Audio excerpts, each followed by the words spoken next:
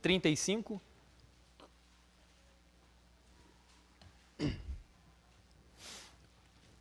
Assim que você encontrar, eu recomendo que você guarde a passagem, nós vamos tomá-lo como base, e esse é o capítulo definitivo na Bíblia sobre a ressurreição, que é o assunto de hoje à noite.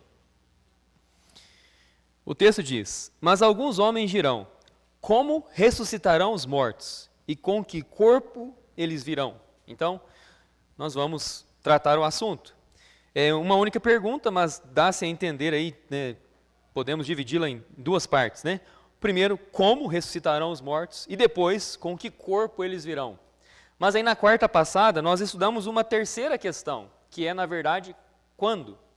Quando ressuscitarão os mortos? É uma outra pergunta tão importante quanto as anteriores. Mas antes, vamos ao trono de Deus.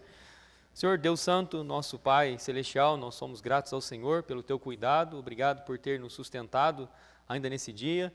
E também nós rogamos ao Senhor Tua direção, que o Teu Espírito, Senhor, tenha total liberdade entre nós nessa noite, que através desse Teu livro aberto, o Senhor fale aos corações, que através, Senhor, do homem falho, pecador, que o Senhor possa, assim, receber glória e também, através da Tua palavra, do Teu Espírito, Senhor, trabalhar nos corações e edificar a Tua igreja, e se houver alguém que não conhece Cristo, que pudesse, Senhor, também ter a convicção da vida eterna, do Salvador e da salvação em Jesus. É no Teu nome, no nome do Senhor Jesus Cristo, que nós oramos, agradecidos, Senhor. Amém. Então, só recapitulando um pouquinho, uma outra pergunta que nós tratamos semana passada é quando? Quando ressuscitarão os mortos? E aí, tem aquele gráfico que os irmãos já estão acostumados, e está um pouquinho diferente, mas vou chegar lá. Isso já estudamos na quarta passada, então por isso eu estou passando.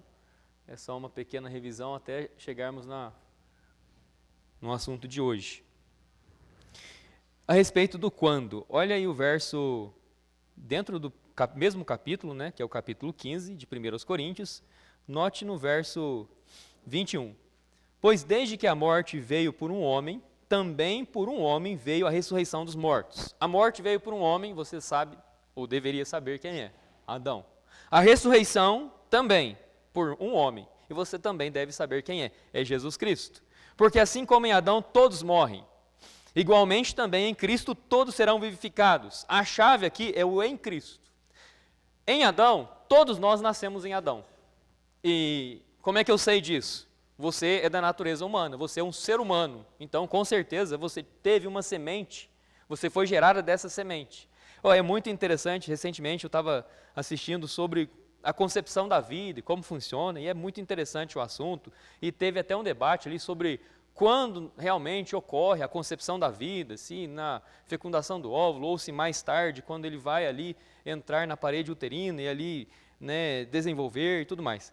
Mas o interessante, uma coisa que eu bastante interessante não sabia, é que o espermatozoide, ele tem uma chavinha que somente aquele espermatozoide daquela espécie pode fecundar um óvulo da mesma espécie, né? Então, se algo geneticamente fosse tentado, né, um outro esperma de uma outra espécie, ele não poderia fecundar o óvulo de uma outra espécie que não seja a dele. Ele tem tipo de uma chave que, né, e essa chave é uma chave daquela espécie que só pode fecundar aquela espécie. Isso é muito interessante. E nós vemos, né, a perfeição de Deus na criação, e é muito interessante mesmo. Mas aí tem a questão, quando ressuscitarão os mortos? E aí, para que você faça parte de uma ressurreição para a vida, você vai precisar de 2 nascimentos. Ou seja, se você nascer uma vez só, você nasce da semente corrupta, que é a de Adão, e se permanecer nela, infelizmente, como nós estudamos na semana passada, no texto de Apocalipse capítulo 20, versos 4 a 6, vai dizer que aqueles que vão fazer parte de uma última ressurreição, eles vão ressuscitar para a morte eterna. Então você não vai querer fazer parte dessa, para ressuscitar para ser condenado. Você vai querer fazer parte de uma ressurreição que vem antes dessa. Por quê? Porque os que vão ressuscitar para a vida eterna. E aí, para fazer parte dessa primeira, você vai precisar estar em quem? igualmente também em Cristo, todos serão vivificados. Você precisa estar em Cristo. Como você pode estar em Cristo? Através de um novo nascimento. É o que Jesus falou para Nicodemos, um homem muito religioso. Ser religioso não vai te adiantar, não funciona. Ir à igreja, ainda que fosse todos os dias, não vai te ajudar. Você precisa de um novo nascimento. E somente Jesus pode te dar. Se você guardar aqui e ir até 2 Coríntios capítulo 5, verso 17, você pode ler assim.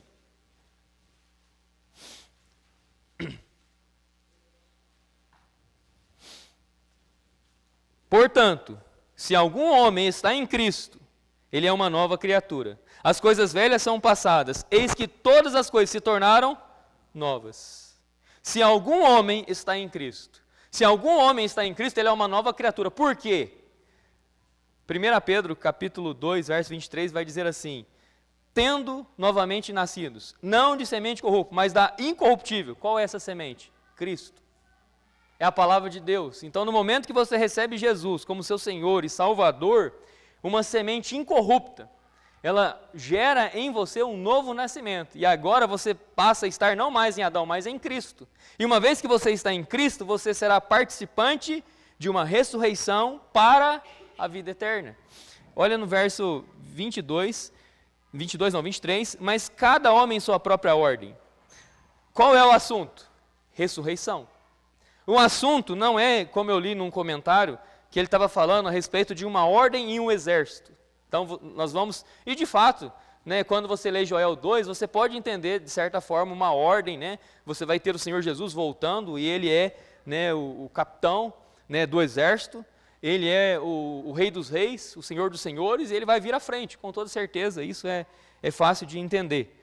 E aí depois você vai ter fileiras, então dá para imaginar uma certa ordem, e cada um vai ocupar ali o seu lugar, mas o assunto, o contexto aqui não é a segunda vinda, o contexto não é um exército, né, na vinda de Cristo, o contexto é ressurreição. O contexto do assunto é ressurreição.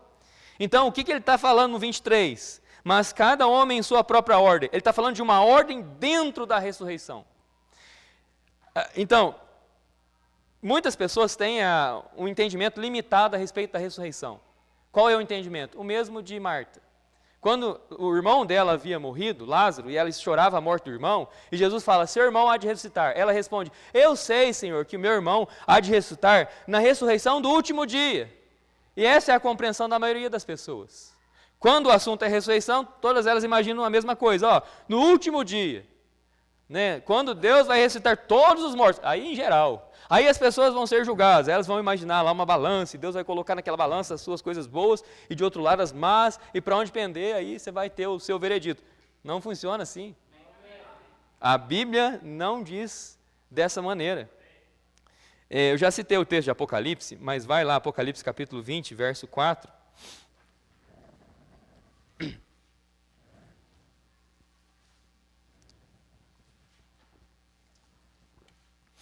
E vi tronos, e assentaram-se sobre eles, e julgamento foi-lhes dado, e vi as almas daqueles que foram decapitadas pelo testemunho de Jesus por causa da palavra de Deus, e que não haviam adorado a besta, nem a sua imagem, nem havia recebido sua marca em suas testas ou em suas mãos, e eles viveram e reinaram com Cristo durante 1000 anos. Você encontra esse tempo aqui, milênio. Por que milênio? 1000 anos. Da onde vem a palavra milênio? 1000 anos. O que acontece nesses 1000 anos? É o que você leu. João está relatando o que ele viu. O que ele viu? Tronos. E se assentaram sobre aqueles tronos. Quem se assentará sobre o trono de Davi, segundo as profecias do Velho Testamento? Jesus Cristo. Agora, esse reino é um reino físico, sobre essa terra. Há 3 escolas de interpretação do milênio, né, que é o amilenismo, pré-milenismo e pós-milenismo. O amilenismo nega um reino físico. O pós acredita que Jesus volta para reinar somente após a igreja conquistar a terra com o evangelho. Ou seja, eles entendem que somente após ter toda a terra convertida, Jesus volta. Se fosse assim, não aconteceria tão logo. Eu creio, e a palavra de Deus, eu creio que assim ela aponta para o pré-milenismo, que Jesus volta e ele estabelece o seu reino. Então, ele não está dependendo da igreja para que o seu reino seja estabelecido. Ele vai voltar e ele vai estabelecer o seu reino, e ele vai reinar sobre essa terra. E aí você vai encontrar uma coisa, olha o 5. Mas os demais mortos não reviveram até que os 1000 anos findassem. Você entendeu aí uma divisão? Você está entendendo que há duas ressurreições? Uma antes do milênio e uma depois? Tem duas, uma antes e uma depois. Então essa ideia de uma ressurreição única, geral, para todos está errada. O texto está dizendo para você, mas os demais mortos não reviveram. Está falando, ó, além desse grupo que você encontrou no verso 4, você tem um outro grupo. E esse grupo não reviveu. Significa o quê? Eles não ressuscitaram até que os 1000 anos findassem. Então você vai ter uma ressurreição no final do milênio e uma que vem antes do milênio. Olha o 6, vai ficar mais claro ainda. Abençoado e santo é aquele que tem parte, olha, na primeira ressurreição. Se fosse uma única, ele diria primeira? Não, se é uma única, você vai falar primeira. Só tem uma. Para falar primeira, se entende que há uma segunda. Vai ter uma primeira, vai ter uma segunda. Sobre estes, a segunda morte não tem poder. Então, se você fizer parte da primeira ressurreição, a segunda morte não vai imperar sobre você. Você vai vencer a segunda morte. E ó, nós já sabemos que em Cristo isso já é realidade para nós. Já é realidade. Mas eles serão sacerdotes de Deus e de Cristo e reinarão com ele 1000 anos. Então faz sentido. Para você poder reinar com Cristo durante o milênio, você terá que ser ressuscitado antes. Do contrário, você vai reinar de que maneira? Não tem como. Volta para 1 Coríntios 15, para você pegar de novo essa questão. 1 Coríntios 15, onde nós estávamos lá. E lá no verso 23. Mas cada homem em sua própria ordem. Cristo. Então Cristo foi o primeiro a ressuscitar dentre os mortos para nunca mais morrer. Você teve na Bíblia pessoas que ressuscitaram antes de Jesus. Jesus mesmo ressuscitou pessoas, foram 3, mas todas elas morreram de novo. Cristo é o primeiro a se ressuscitar para nunca mais morrer. Depois você tem um segundo grupo, são as primícias. Nós estudamos semana passada, Mateus 27, 52. Depois um terceiro grupo, os que são de Cristo, é a igreja de Jesus. E depois, por último, um quarto grupo, na sua vinda, são os santos na tribulação. É um assunto e estudo mais profundo, mas fica aí. 24. Então virá o fim. Então virá o fim. Qual é o contexto? A primeira ressurreição. A primeira ressurreição. O que acontece após a primeira ressurreição, ela se dará em 4 partes. E a Bíblia vai tratar essa ressurreição como uma colheita. E aí você vai ter Jesus, você tem as primícias, são os primeiros frutos da colheita, depois você tem a colheita e depois você tem os frutos tardios daquela colheita. Então, a Bíblia coloca a ressurreição dos salvos. Os salvos são o trigo que vão ser recolhidos no celeiro, né? Essa é a primeira parte. E aí, no 24, fala, então virá o fim. O que é esse fim? Então virá o fim. O que é o fim? É aqui, ó. É a segunda vinda de Cristo.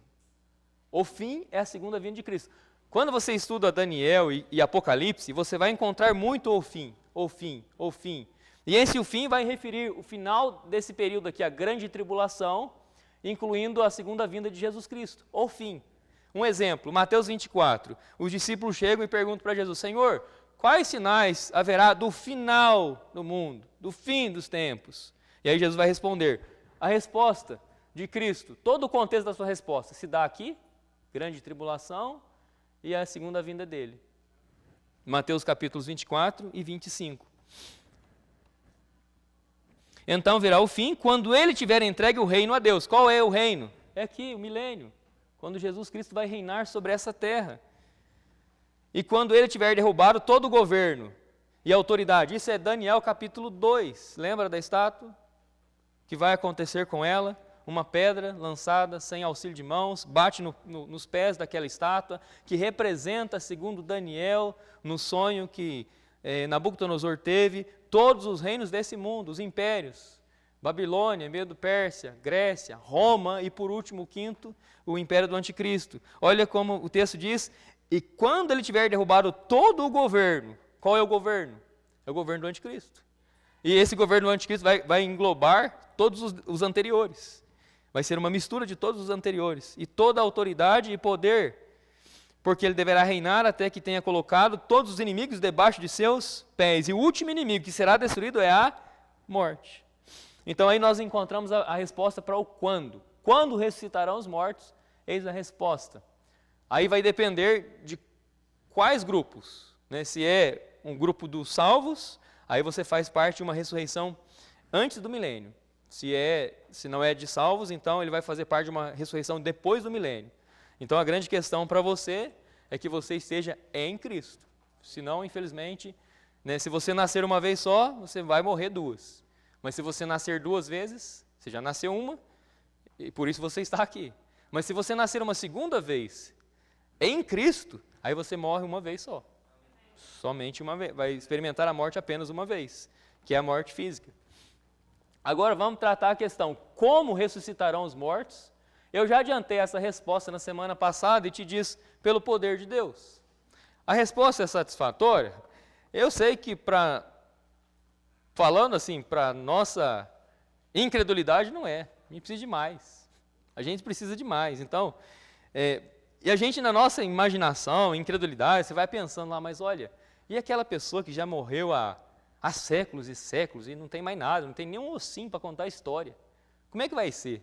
Aí você fica imaginando que, não, será que Deus ele vai fazer ali, quando ele ressuscitar alguém dos mortos, ele vai reaproveitar as partículas, ele vai reaproveitar alguma coisa, ele vai fazer uma reciclagem. Então, o problema é que a gente tenta, né, compreender as coisas de Deus através de uma mentalidade humana. Isso aí é um tanto bizarro, né? Como ressuscitarão os mortos? Pelo poder de Deus. Mas como, mais especificamente falando, para saciar a incredulidade, né, da nossa carne? Vai para Ezequiel 37.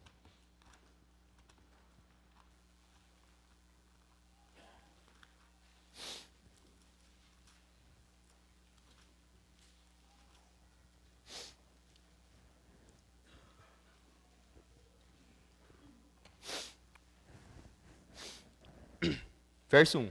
A mão do Senhor estava sobre mim, e me carregou para fora no espírito do Senhor, e me pôs no meio de um vale cheio, que estava cheio de ossos.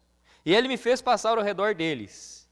E eis que eram muitos no vale aberto, e eis que eles estavam muito secos. É uma passagem bem conhecida. Você já deve ter ouvido falar, o vale dos ossos secos. Deus coloca o profeta lá no meio desse vale, ele está olhando ali ao seu redor. E aí está cheio de quê? Ossos? São o quê? São restos mortais, pessoas que morreram e seus ossos estão ali muito secos, quer dizer então, morreram há muito tempo. E ele me disse, filho do homem, verso 3, podem estes ossos viver? Excelente pergunta, para o homem responder. E eu respondi, ó Senhor Deus, tu sabes. E excelente resposta. Novamente ele me disse, profetiza sobre esses ossos. E ele diz-lhe, a vós, ossos secos, ouvi a palavra do Senhor. Assim diz o Senhor Deus a estes ossos, eis que eu farei com que o fôlego entre em vós e vivereis. E eu colocarei tendões sobre vós e farei crescer carne sobre vós e vos cobrirei com pele e porei fôlego em vós e vivereis. E sabereis que eu sou o Senhor. Então profetizei como havia sido ordenado. E quando eu profetizava, houve um ruído. E eis que uma agitação e os ossos se ajuntaram, cada osso ao seu osso. E quando eu contemplei, eis que os tendões e a carne vieram sobre eles, e a pele os cobriu por cima, mas não havia fôlego neles. Então ele me disse, profetiza ao vento, profetiza, filho do homem, e dize ao vento, assim diz o Senhor Deus, vem dos quatro cantos, vento, ó fôlego, e respira sobre estes mortos, para que eles possam viver. Então aqui, você consegue imaginar a cena, né? Os ossos se ajuntaram, e aí veio por cima deles a carne, tendões, e músculos, e pele por último, está tudo pronto. Falta uma coisa, a mais importante, a vida. Verso 10. Então eu profetizei como ele havia ordenado, e o fôlego veio para dentro deles, e eles viveram, e se levantaram sobre os seus pés, um exército extremamente grande. Se você conhece a Bíblia, você vai recordar que o processo é mais ou menos o que foi o processo da criação. Quando a Bíblia vai dizer que Deus fez o homem do quê? Do pó da terra. E soprou nas suas narinas o quê? O fôlego da vida. E em seguida Deus declara que o homem foi feito uma alma vivente. O que nós encontramos aqui é uma repetição do processo, só que o processo aqui se dá com uma pessoa que havia morrido já. Agora, resumindo, o caso aqui, ele retrata uma ressurreição da nação de Israel, de santos, judeus, isso futuramente. Retrata uma ressurreição futura deles. Olha aí no verso 11. Então ele me disse, filho do homem, estes ossos são toda a casa de Israel. Está vendo? A interpretação está aqui. Você não precisa buscar aí um doutor na internet para que ele explique para você o que é que o texto está querendo dizer. O texto está querendo dizer aquilo que ele está dizendo. E o verso 12 diz assim para nós, 11, Então ele me disse, filho do homem, estes ossos são toda a casa de Israel. Eis que eles dizem, nossos ossos se secaram, a nossa esperança está perdida, nós estamos cortados fora por nossas partes. Profetiza, profetiza e diz-lhes, assim diz o Senhor Deus, eis que meu povo, que eu abrirei os vossos túmulos e vos farei sair dos vossos túmulos e vos trarei a terra de Israel. Olha Mateus 27, 52.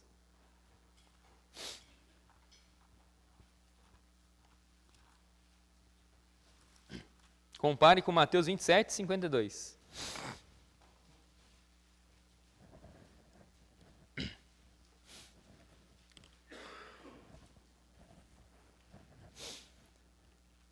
O contexto é a crucificação de Cristo, e o que você lê no 52, ele sucede à morte do Senhor Jesus. Verso 50. Jesus, novamente bradando em alta voz, rendeu o espírito.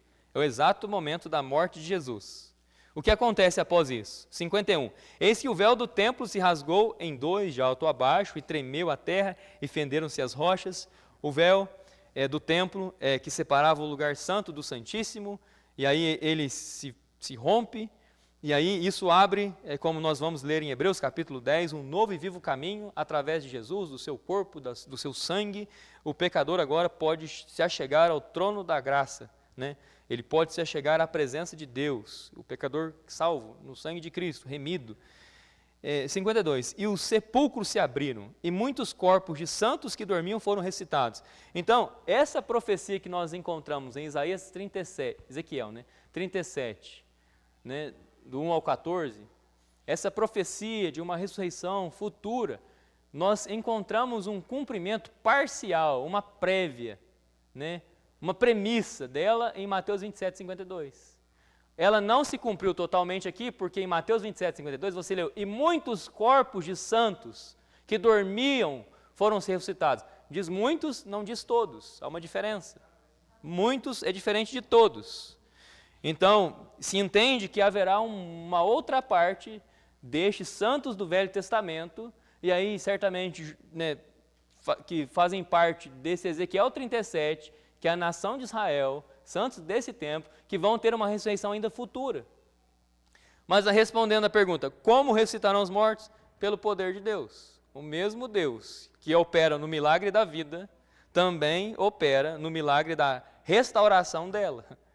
Como Jesus ele fala em João 10, o ladrão vem senão a matar, roubar e destruir. Eu vim para que tenham vida e a tenham em abundância. Então, vida é somente em Jesus Cristo. Vida abundante, somente em Jesus. Vida eterna, somente em Jesus. Fora de Jesus não tem. Com que corpo eles virão? Outra boa pergunta. Qual é o corpo da ressurreição? Vamos tentar estudar essas três partes. O aspecto do corpo, e aí esse a gente pode estudar em duas partes. O aspecto espiritual e o aspecto físico. As características desse corpo e, por último, as possibilidades desse corpo, o que ele pode e não fazer. O aspecto, considerando o aspecto espiritual. Então, a restauração da condição primeira. Por que eu estou dizendo isso? A restauração da condição primeira. Em Gênesis capítulo 1, verso 26, você vai ler que o Senhor, ele cria o homem como? Está ali. A nossa imagem. conforme a nossa semelhança. Então, o aspecto do ser humano, do primeiro homem, Adão, qual era? Era segundo a imagem e semelhança de Deus. Mas o que aconteceu? Ele pecou. E pecando, o que acontece? Ele perde essa sua natureza, semelhante a Deus. Qual é a natureza de Deus? Santa. Qual é a natureza de Deus? Justa. O que aconteceu com o homem? Ele perde. Interessante que na Bíblia a justiça é representada por veste. E aí o homem, depois que ele peca, ele se percebe como? Nu. Ou com uma ausência de justiça. E ele entende que ele precisava cobrir essa justiça, essa sua nudez. E ele providencia uma cobertura, só que Deus rejeita. Isso representa a religião humana, representa as obras, representa o seu melhor, igual a oferta de Caim. Representa a religião humana, representa o seu melhor. Caim, sabendo o sacrifício que agradava a Deus, ele insiste em oferecer outro sacrifício. Muitos religiosos, de certa forma, sabem que é somente através do sacrifício de Cristo que eles podem agradar a Deus, mas continuam insistindo com outros sacrifícios, que nunca podem tirar os pecados. Então, para fazer parte da ressurreição, da primeira ressurreição dentre os mortos, vai ser necessário negar a religião humana. A religião humana não vai te ajudar. Não vai te ajudar. Você vai precisar confiar apenas no único sacrifício. A única forma de ser coberto é através da cobertura que Deus providencia. Como é que Deus cobriu eles? Com uma túnica de peles. E aí representa e aponta diretamente para quem? O Cordeiro de Deus que carrega o pecado do mundo. Quem que é? Jesus. É Jesus. Mas aí olha o texto que eu quero chegar. Romanos 8, 29. Romanos 8, 29.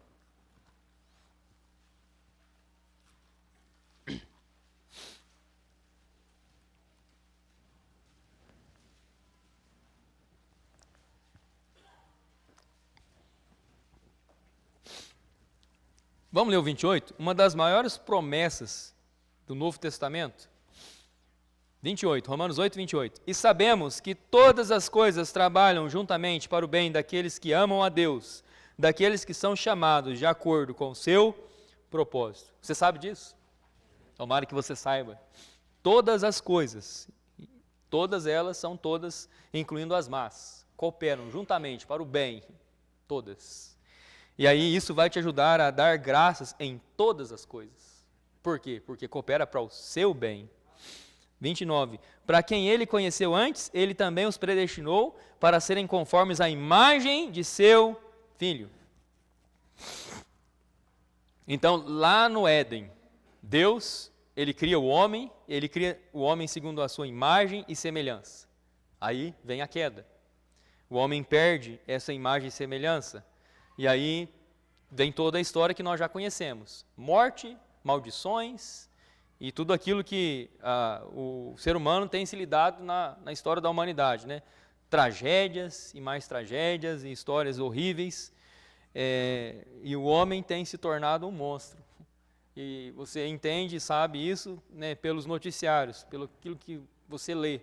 Né, aquilo que um homem faz contra outro homem, aquilo que um homem faz contra a sua própria, né, seu próprio corpo, coisas horríveis, coisas absurdas. Mas aí o que Deus vai fazer? Né, o plano dele já foi, né, determinado. Essa palavra predestinou, né, vem de uma pré-determinação, um pré-destino, um destino prévio. Agora, qual é a predestinação aqui? Não é que Deus escolheu um grupo para ser salvo. Não é isso que o texto está falando. Ele está dizendo que ele predestinou para serem conformes à imagem de seu Filho. Ele está dizendo que, lá no verso 28, onde nós encontramos essa promessa, né, que todas as coisas cooperam para o bem daqueles que amam a Deus, esse grupo, eles foram predestinados para serem conformes à imagem de seu Filho. Quem é o Filho de Deus? Jesus. O que Deus vai fazer? Ele vai restaurar esse corpo e a natureza desse corpo. E qual será a natureza restaurada desse corpo? Segundo Jesus Cristo. Segundo Jesus Cristo. Um outro texto para você ver 1 João capítulo 3.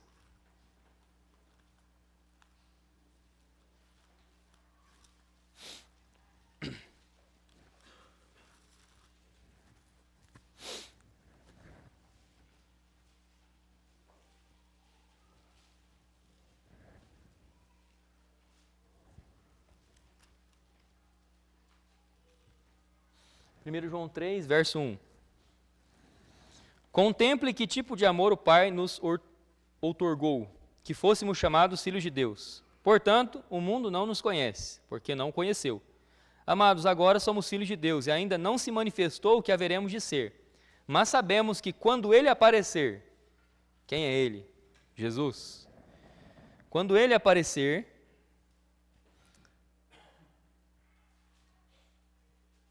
perdi aqui. Tá. Amados, agora somos filhos de Deus e ainda não se manifestou o que haveremos de ser, mas sabemos que quando Ele aparecer, haveremos de ser, olha aí, semelhantes a Ele. Quando Ele aparecer, haveremos de ser semelhantes a Ele. Essa semelhança é a semelhança do corpo. O mesmo corpo ressurreto e glorioso, com o qual Jesus se levantou da morte e apareceu para os seus discípulos. A gente vai estudar mais sobre esse corpo. E qualquer homem que nele tem essa esperança, purifica-se a si mesmo, assim como ele é puro.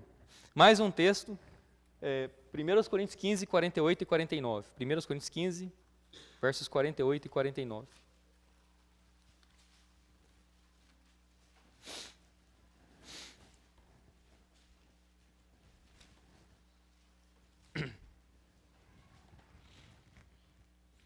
O primeiro homem é da terra, terreno. O segundo homem é o Senhor do céu. Preste atenção agora no 48.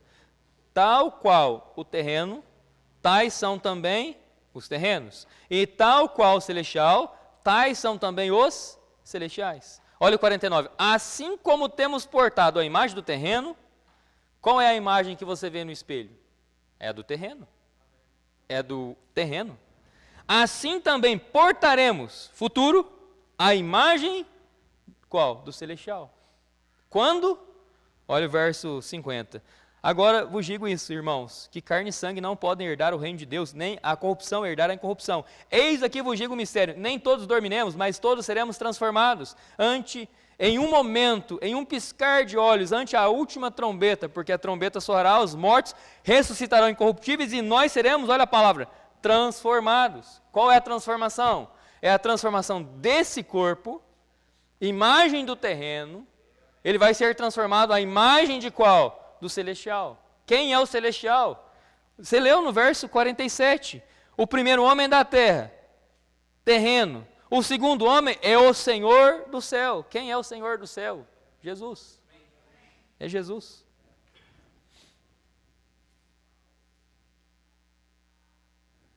Qual é a matéria desse corpo? Então, olha, matéria. Esse corpo tem matéria. E como é que eu sei que ele tem matéria? Olha, 1 Coríntios 15, 50, é o versículo que nós já lemos. Ele vai dizer assim: agora vos digo isso, irmãos, que carne e sangue não podem herdar o reino de Deus. Carne e sangue é uma combinação.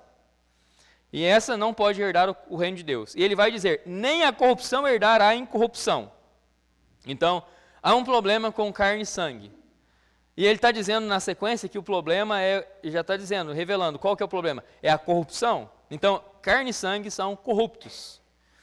Tem uma corrupção na nossa carne e no nosso sangue. Agora, sobre a corrupção da carne, se você vai ter Romanos capítulo 7, verso 18, quando Paulo vai dizer assim que no seu corpo não habita bem algum. Ele fala assim, no meu corpo, isso é na minha carne, não habita bem algum. A sua carne é a mesma coisa, não é diferente de Paulo não, viu? Não tem nenhum bem aí dentro, nenhum bem. Né? Não estou falando que você não é capaz de fazer o bem, você é capaz, eu sei. Você é capaz de fazer o bem, mas eu estou falando na sua carne, na natureza, sua natureza é inclinada ao mal. E desde pequenininho, desde criança, você e eu. Natureza pecaminosa. Aí você tem João 6,63, não dá para examinar tudo, né? Mas vamos examinar esse. João 6,63, Jesus falando aqui.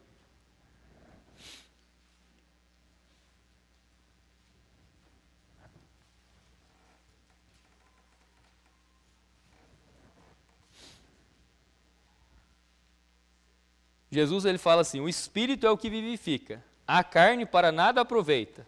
As palavras que eu vos falo são Espírito e elas são vida. Jesus fala de forma bem clara, eu creio que não tem dificuldade para você entender isso. A carne para nada aproveita. Essa carne é corrupta. E você sabe o que vai acontecer dela quando você fechar os olhos, quando você render o Espírito, quando o Espírito voltar a Deus que o deu.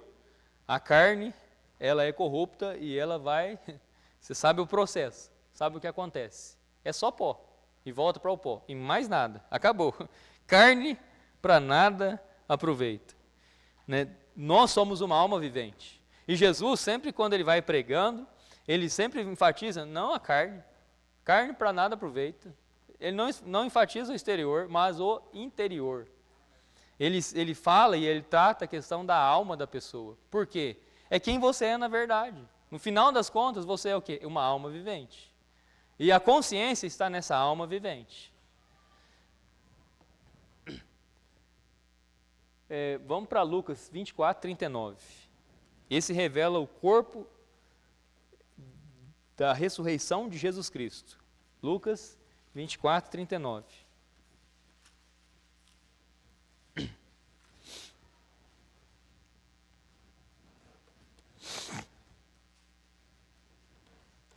Jesus ele fala: olhai as minhas mãos e os meus pés, que sou eu mesmo. Tocai-me e vede. Porque um espírito não tem carne nem ossos, como vedes que eu tenho. Então dá para imaginar o susto dos discípulos. O verso anterior fala: mas eles, espantados e aterrorizados, pensavam estar vendo um espírito. Por quê? Porque eu não vou dizer que todos viram Jesus na cruz, porque não viram. Muitos estavam com medo dos judeus trancados, mas João estava lá. João viu.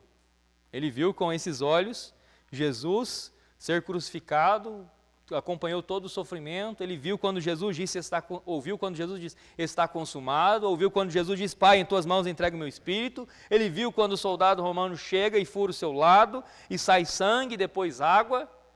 Ele viu quando Jesus tinha vertido todo o sangue do corpo dele. E aí ele viu depois, quando tiraram o corpo de Jesus, quando levaram ao sepulcro, ele tinha certeza que Jesus havia morrido. Mas ele não entendia, né, era para ter entendido, por conta que Jesus já disse de antemão que ele ressuscitaria. Era para os discípulos todos estarem aguardando no terceiro dia ali, para assistir de camarote a ressurreição gloriosa do Senhor, mas eles perderam isso por conta da incredulidade do coração deles, e você e eu é a mesma coisa. Nós somos igual os dois discípulos que andavam na estrada de Emaús, e que Jesus vai repreender e vai dizer, tardos, vocês são tardios e duros para crer em tudo que Deus tem dito, e é verdade, é a mais pura verdade. Mas Jesus está falando, olhai as minhas mãos e os meus pés, que sou eu mesmo, tocai-me. Você pode tocar um espírito? Não, Jesus vai falar assim, olha, porque um espírito não tem carne nem ossos, então o espírito você não poderia tocar, você não poderia apalpar. Jesus aqui está sendo apalpado, mas lembrando, o mesmo que antes fora crucificado e que havia morrido e provado a morte. E aqui ele está ali com as marcas nas mãos, nos pés, no lado, com todas as feridas que havia recebido, mas vivo. Corpo da ressurreição. Então, esse corpo que você vai ganhar, segundo o que a Bíblia diz em 1 Coríntios 15, lá no verso 51, 52, vai falar dos mortos, aqueles que morreram em Cristo, que vão ser ressuscitados, os que estiveram vivos vão ser transformados à imagem e semelhança de qual corpo? Esse aqui. Mas aí você fala, mas em relação à fisionomia, aspecto, né, será que a Bíblia fala que nós vamos ser semelhantes ao Senhor, vamos ser como o Senhor, então será que vai ser tudo igualzinho? Deus, ele não faz clone, ele não faz cópias, ele é um Deus de diversidade. E interessante que no Monte da Transfiguração, quando ele se transfigura, na mesma aparência que ele vai ter quando ele voltar, no segundo advento, aparece Moisés e Elias. Como que eles podiam distinguir que era Moisés e Elias? Se fosse tudo igualzinho, você não ia saber quem que era quem. Para discernir que esse é Moisés, que já havia morrido, e esse é Elias, que não morreu, mas ascendeu ao céu, para poder distinguir entre ambos, eles tinham que ser diferentes. E tudo indica que é isso mesmo. Você tem em Lucas 16, a questão de Lázaro, né? Você tem a questão do homem rico, o homem rico morre, ele ergue os olhos em tormento e reconhece quem? Lázaro. Para reconhecer, e a questão ali, eles nem estão em corpo, ali é só alma. Mas a alma é um corpo espiritual, e semelhante ao corpo físico. Mas aí, que corpo eu vou ter então? Você vai ter a mesma semelhança física. Talvez isso para você é um motivo de alegria, talvez nem tanto. Talvez nem tanto, talvez não vai consertar muita coisa. Mas não, a gente vai ver, vai ter um contraste entre o corpo da ressurreição. Então a questão vai ser melhor sim, tá? Vai estar melhorado, a gente vai estar melhorado. Uma versão 2.0.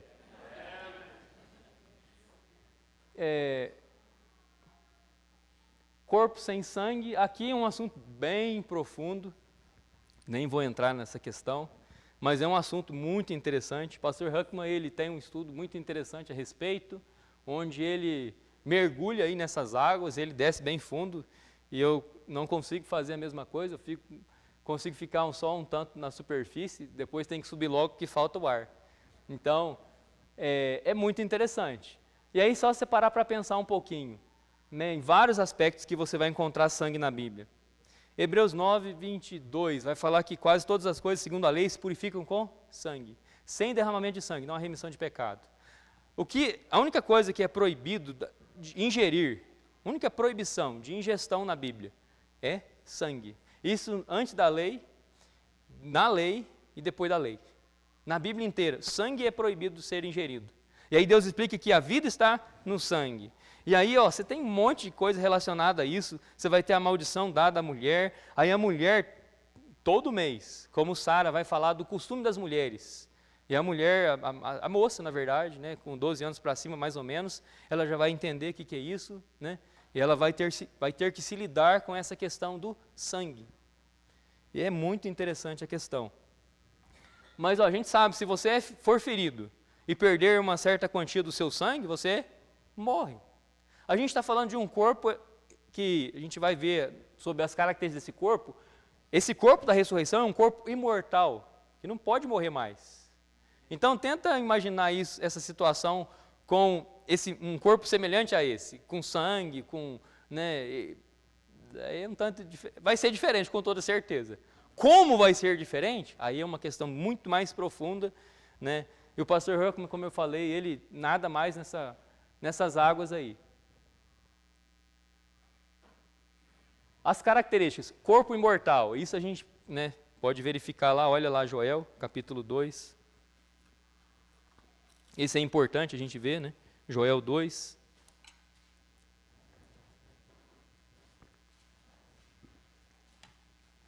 Eu selecionei vários versículos aqui para a gente pegar o contexto, né? Mas o contexto é a segunda vinda do Senhor, quando Jesus ele volta uma segunda vez a essa terra. E aí ele volta com o seu exército. Olha o verso 2. Um dia de trevas e de escuridão, um dia de nuvens e densas trevas, como a manhã espalhada sobre os montes, um povo grande e forte, como nunca antes se viu, nem jamais se verá depois destes, mesmo nos anos de muitas gerações. Ele está descrevendo aí um povo sem igual.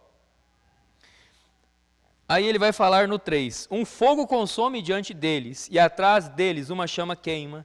A terra é como o jardim do Éden diante deles, mas atrás deles é um desolado deserto, sem nada lhes escapará. Se você comparar com outros textos, como Apocalipse 19, verso 11 em diante, você vai ver que é Jesus com o seu exército, ele voltando, e aí Apocalipse vai descrever uma aguda espada saindo da sua boca, e aí tudo à sua frente é exterminado. 4. A sua aparência é como a aparência de cavalos, como cavaleiros assim correm, e como o barulho de carruagem sobre os cumes dos montes irão saltar, como a ruína da chama de fogo que devora o restolho, como um povo poderoso em posição de combate, diante da face deles o povo sentirá muita dor, todos os rostos se tornarão enegrecidos. Isso é fogo. Você encontra o fogo na segunda vinda de Jesus Cristo. Você pode ver em Apocalipse 19, aí Joel e vários outros profetas menores falam a respeito do fogo e destacam o fogo na segunda vinda de Jesus. Olha o verso 8. Ninguém empurrará o outro, andará cada um pelo seu caminho, e quando caírem sobre a espada, olha só, não serão feridos. Não serão feridos. Esse corpo glorificado e semelhante ao corpo de Cristo não pode ser ferido. É um corpo que então? É um corpo imortal. A gente vai ver no finalzinho desse estudo sobre a imortalidade desse corpo. Mas só de você entender que ele não pode ser ferido, então se não pode ser ferido, também não pode morrer. Não pode morrer. Glorioso. 1 Coríntios 15, verso 41.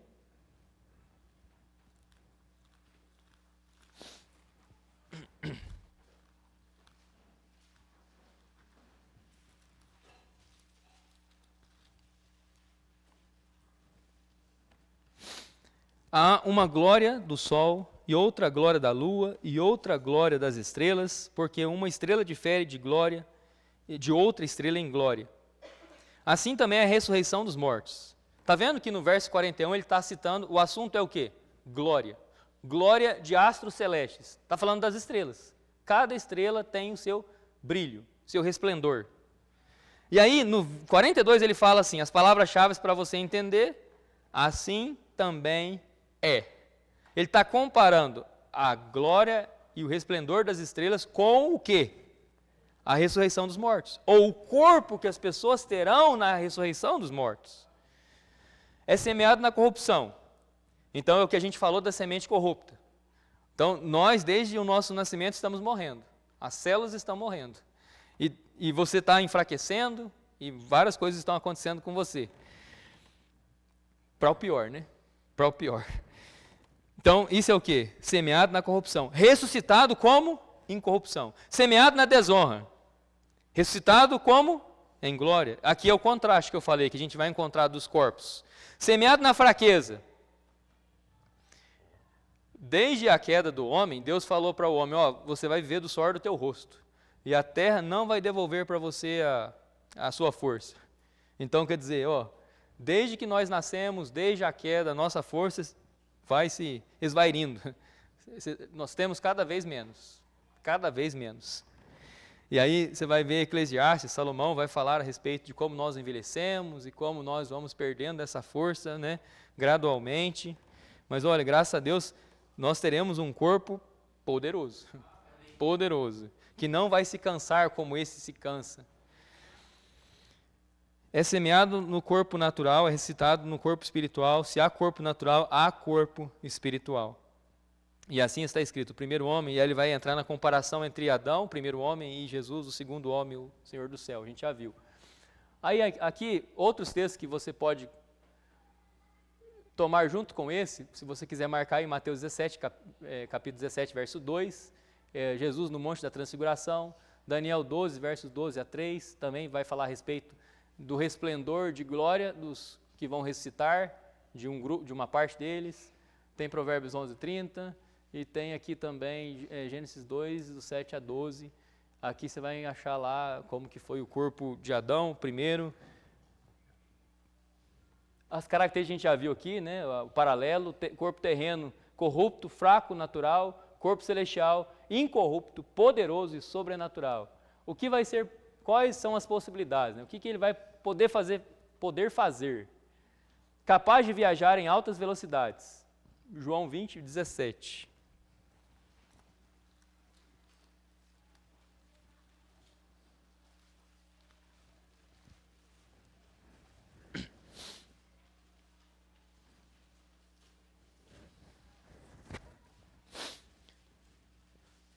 Disse-lhe Jesus, não me detenhas, porque ainda não subi para meu Pai, mas vai ter com meus irmãos. E diz-lhes, eu subo para o meu Pai, e vosso Pai, para meu Deus e vosso Deus.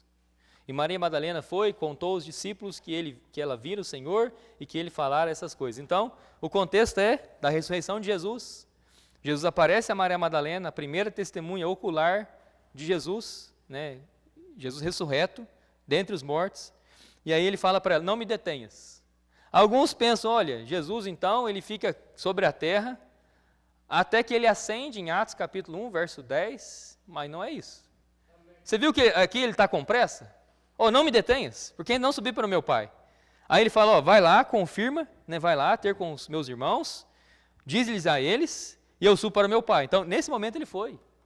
Ele vai, e aí o que acontece? Olha o verso 19. Ele sobe então, nesse momento que ele encontra, ele ressuscitou. São os primeiros instantes da ressurreição dele. Ele aparece a Maria Madalena para que ela se tornasse uma testemunha da sua ressurreição. Aí ele sobe, aí o 19. Então, naquele mesmo dia, o mesmo dia da ressurreição, à tarde, sendo o primeiro dia da semana, estando fechadas as portas onde os discípulos, com medo dos judeus, estavam reunidos, chegou Jesus e se pôs no meio deles e disse-lhes, paz seja convosco. Jesus ele ascendeu ao Pai, o terceiro céu, e voltou em menos de 24 horas. Essa é a velocidade com que ele viajou. Então, esse é o corpo de quem? Jesus. Se nós teremos um corpo semelhante, isso alude à ideia de que essa será a capacidade que você vai poder viajar. Que coisa, né? Impressionante. No 19, o que acontece? Você vê aí a capacidade de atravessar paredes, né? Porque Jesus ele tinha um corpo que não era espiritual, era um corpo palpável. E com esse corpo palpável, ele entrou numa sala onde eles estavam com portas e janelas fechadas. Ele não bateu na porta e nem pulou a janela, tá? Ele entrou ali e se colocou no meio deles, sem que ninguém percebesse. E aí ele vai falar, Pai seja convosco, eles vão assustar, né? E aí vão saber que é Jesus. Capaz de comer e beber, essa talvez é uma das principais preocupações, né? Nós vamos comer? Do batista com certeza é, né? Nós vai comer no céu, porque se não for, talvez vai deixar de ser o céu, né? Se não for ter comida, então acho que não é o céu mais. Né? Amém, Davi? O Davi gosta de comer. Mas vai comer sim, você vai ter aí João 21, do 12 ao 14, quando Jesus aparece na praia aos discípulos, e aí ele prepara uma janta, só que ali não está dizendo que Jesus comeu. Dá para entender que ele comeu, mas né, não fala com essas palavras, e tem gente que é um tanto chato e quer um negócio ali, né, que é um negócio desenhado. Então a gente consegue desenhado assim, do jeito que a pessoa mais exigente quer, lá em Mateus 26, 27.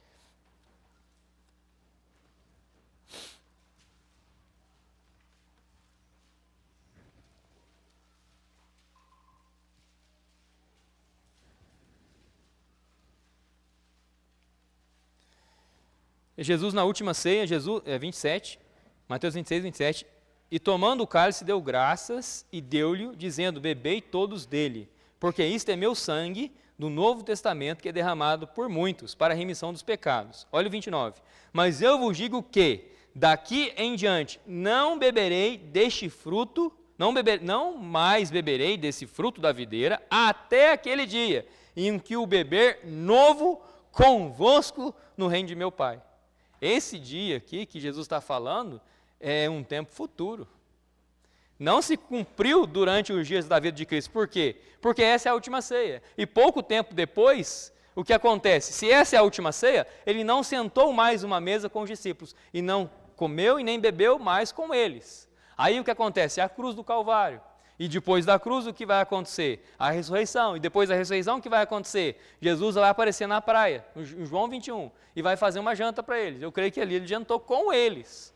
Mas você vai ter mais essa questão onde Jesus fala, olha, eu não beberei mais esse fruto, até quando eu vou beber convosco no reino de meu Pai, que é o quê?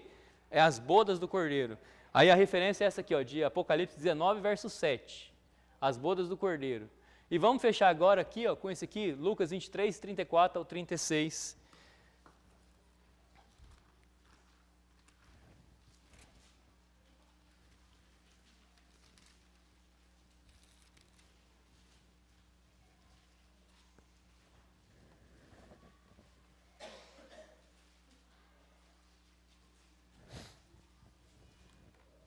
Não é Lucas 23.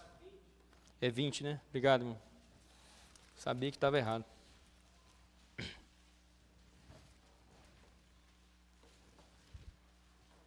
Lucas 20, 34. Antes do 34, o que acontece? No 27, olha lá, então chegaram-se a ele alguns saduceus, que negam haver ressurreição. E eles perguntaram, então eles vão inventar uma historinha de uma mulher que vai se casar, o marido vai morrer, aí o irmão desse homem toma ela por mulher, e ele morre também, e depois assim vai, até que a mulher tenha 7 maridos, e aí eles vão fazer a pergunta, de quem que a mulher vai ser? Casou com 7, na ressurreição dentre os mortos, ela vai ser de quem? Os 7 vão disputar ela, ela vai ser do primeiro, ela vai ser do 7º, o último. Aí Jesus vai responder, 33. Portanto, na ressurreição, de qual será a mulher? Pois os 7 a tiveram por esposa. Jesus respondendo disse-lhe, os filhos deste mundo casam-se e dão-se em casamento. Mas os que são considerados dignos de alcançar o mundo vindouro e a ressurreição dos mortos, não se casam, nem se dão em casamento, nem podem mais morrer. Lembra que eu falei para você da imortalidade desse corpo? Nem podem mais morrer. Então, não pode casar, nem ser dado em casamento, e nem morrer. E aí ele vai dizer, olha só, no 36, que ajuda você a compreender ainda mais, porque são iguais, olha a palavra, porque são iguais aos anjos. E os filhos de Deus, e são filhos de Deus, sendo filhos da ressurreição. Então, tem 2 caminhos que nos ajudam a entender o corpo da ressurreição. Um é estudando e comparando as passagens que falam do corpo de Jesus, glorioso de Jesus, após a ressurreição. O outro caminho onde a gente poderia seguir aí é esse dos anjos. Essa questão dos anjos, porque vai falar que nós seremos iguais aos anjos. Aí é um outro caminho que você pode tomar para entender melhor a questão da ressurreição dos mortos. Vamos parar por aqui, irmãos? Senhor, nós chegamos diante do Teu trono de graça, agradecendo por Tua palavra, obrigado pela experiência.